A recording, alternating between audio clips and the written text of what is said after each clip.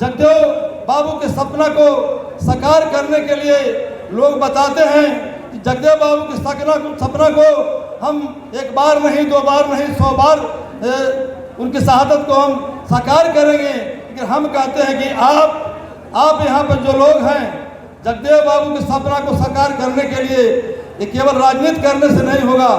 जगदेव बाबू के सपना को असल में आप साकार करना चाहते हैं तो उनकी कही हुई बात, उनका जो विचार था, उनका जो सिद्धांत था, उस सिद्धांत पर आपको चलना होगा।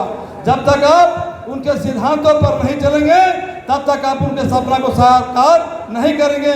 आज हमारे समाज के लोग, आज हमारे 90% के लोग पढ़े लिखे हो गए हैं, डॉक्टर, इंजीनियर बन रहे हैं, कलेक्टर, बीडीओ बन रहे हैं, सीओ, दरोगा बन रहे हैं। पढ़ लिख करके आज निश्चित तौर पर आप जो है से शिक्षित तो बन जा रहे हैं, लेकिन जगदेव बाबू का जो सपना था, जगदेव बाबू का जो सपना था, उस सपना को आप साकार नहीं कर रहे हैं। आप शिक्षित बन करके बीडीओ, सीओ, कलेक्टर जरूर बन रहे हैं, लेकिन आज आपके बीच समझदारी की कमी है। आज आपके बीच समझदारी की कमी है। अगर आपके बीच समझदारी होती तो निश्चित तौर पर जगदेव बाबू का जो नारा था, उस नारा के हिसाब से आप लोग चलते, हम तमाम लोग चलते। लेकिन आज जगदेव बाबू के सपना के हिसाब से हम इसमें समझते हैं कि मुश्किल से 10% के लोग उनके नारा को साकार करने के लिए उनके रास्ते पर, उनके पद चिन्हों पर चलते हैं। तो आपको जब जगदेव बाबू का निश्चित तौर पर जब सपना को साकार करना है तो उनके बताए हुए रास्ते पर चलना है। और आप निश्चित तौर पर ये मान के चलिए कि आज भी आप शिक्षित बन गए, लेकिन हम कहते हैं कि आप अभी भी समझदार नहीं हैं। आपके अंदर समझदारी नहीं है। जिस दिन आपके अंदर समझदारी हो जाएगी उस दिन जगदेव बाबू का सपना साकार होगा। लेकिन आप अभी भी समझदार नहीं हैं। और समझदार हम तब समझेंगे जिस दिन आप अपने घर में गोबर को पूजना बंद कर देंगे। आप जिस दिन गोबर को पूजना बंद कर देंगे तब हम समझेंगे कि आप समझदार हो गए। लेकिन हम समझते हैं कि आज भी आपके बीच वो समझदारी नहीं है।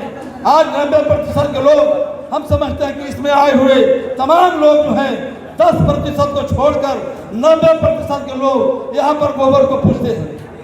अगर वो गोबर को आप पूछते हैं, इसका मतलब कि जगदेव बाबू के आप सपना को साकार करने के लिए आप तैयार नहीं। तो आप तमाम लोगों से आग्रह और निवेदन होगा कि अगर आप जगदेव बाबू के सपना को साकार करना चाहते हैं, उनका नारा था 100 में 90 शोषित है, 90 भाग हमारा है, 10 का शासन 90 पर नहीं चलेगा। तो आप उस सपना को साकार करने के लिए आप उनके बताए हुए रास्ता पर चलेंगे। और जो आप नहीं चल रहे हैं, इसका मतलब कि आप बेईमानी कर रहे हैं। जगदेव बाबू के साथ आपकी आज भी बेईमानी हो गई। हम लोग 50 साल, आज जगदेव बाबू को शहादत हुए 50 साल हो गए। जगदेव बाबू को शहादत हुए 50 साल हो गए, लेकिन 50 साल में भी हम और हमारे लोगों में सुधार नहीं हुआ। आप कहीं ना सुधरेंगे।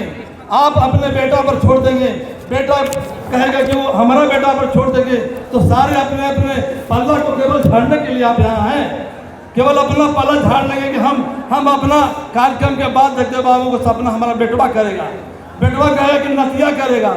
इस तरह से साकार का सपना, जगदेव बाबू का सपना साकार नहीं होगा। तो बंधुओं, हम यही आग्रह और निवेदन के साथ बातें तो बहुत बोलना चाह रहे थे, लेकिन चूँकि समयाभाव है और वक्ताओं की संख्या काफ़ी है और हम जो छोड़ रहे हैं वो फतेह बहादुर भाई को छोड़ रहे हैं। हमारी बात को वो सारा को पूरा करेंगे।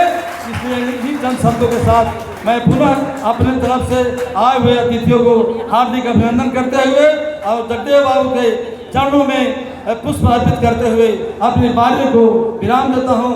धन्यवाद। नमो बुद्धाय। सबको नमो बुद्धाय जय भीम करता हूँ। धन्यवाद।